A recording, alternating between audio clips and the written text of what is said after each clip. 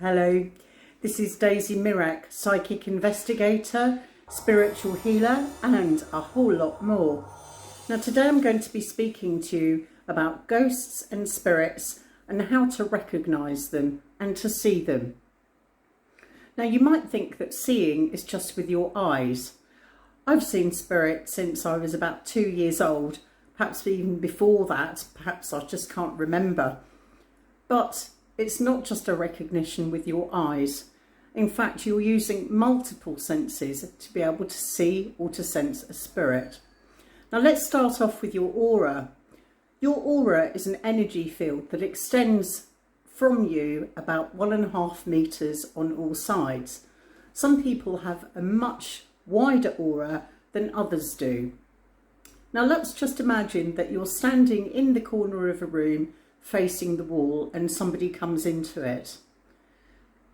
They tiptoe in, they're going to come really quietly, and before you even hear them or smell them, you will be able to feel them in your aura field. So that explains why sometimes when you think that somebody is in the room with you and you turn around and there's nobody there, there probably was somebody there and you're sensing them with your aura. Now, if you're wanting to see a spirit, then you're probably not looking for a transparent person. In fact, you're more likely to see a spirit that is like a patch of light. It could be white light, grey light, or like a black sort of smoky form. Often, a spirit can move across ceilings, so it might be that you can just see a small form moving across a ceiling. Likewise, a spirit doesn't need to touch the floor because at their vibrational level things are not the same. So they may be just floating a few inches across the floor. They may be smaller than a human form or bigger. And that is because when transformed into spirit, often we don't have the same bodily form. And that's why often when people take pictures of spirits, they don't actually resemble people too much. And they can resemble another kind of slightly shady form.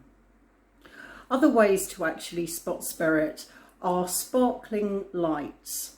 Now, I'm not talking bright sparkling lights, I'm just talking about a kind of tinseling, tingling patch of area that you might be able to see in a kind of elongated shape often. Sometimes you may see a form passing by a window or outside of a door, or even when you're inside, just seeing somebody pass by an open doorway. And don't believe that you just didn't see it if there's nobody there when you go and check. That possibly was a spirit visitation. Now, some spirits can actually come and visit us and then go back to the spiritual plane. And that is often the case with some of our past relatives or even some of our past pets. So you may just have a temporary visitation where somebody is able to come and visit you. Often they will come and stand by the side of your bed or come and sit on your bed. Sometimes they'll even get into the bed with you. And very often you can actually feel if an animal is visiting, for example a cat, and they jump up on the bed and you can even feel their footsteps. The problem with a lot of these visitations is that people tend to think, oh, did I really just see that? And then the doubt sets in. So in order to be able to see spirit, you do need to have an open mind and to be able to just accept what it is that you see. Don't try and poo-poo the fact that you didn't see something. Accept it and see what happens. Now, another clue to spirit being about is lost items. So, for example, what about those car keys? Can you think where you put them, or indeed your credit card?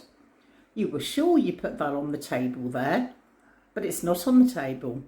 Once you go through all of your bags, open the drawers, have a look in the car, etc., etc., then you still can't find what it is that you're looking for. And then you come back into the room and magically there it is on the table, just where you thought you left it. Think you're going crazy? No, that is a clear sign of spirit trying to draw your attention to the fact that they exist.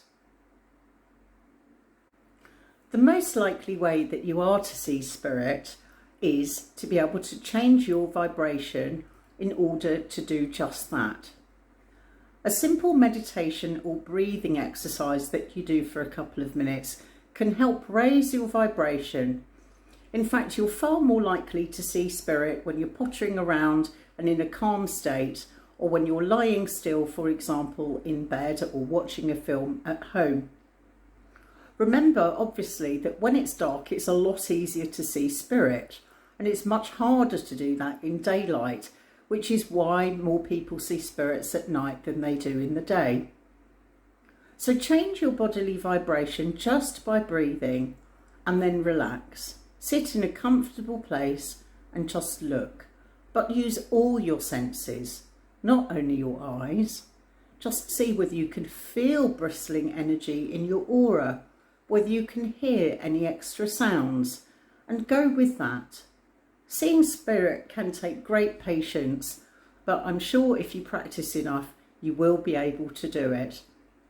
Remember also, spirits are not all the same. They operate in different vibrations. They have just as many as you or I or any other person does. So what I am able to see may not be what you are able to see, which explains why not all people can see the same ghosts or spirits at the same time. So that was the first little lesson on how to sense spirit. Do join me for some of my other videos and learn much more about spirits, angels, and a whole lot of other worldly and unworldly things.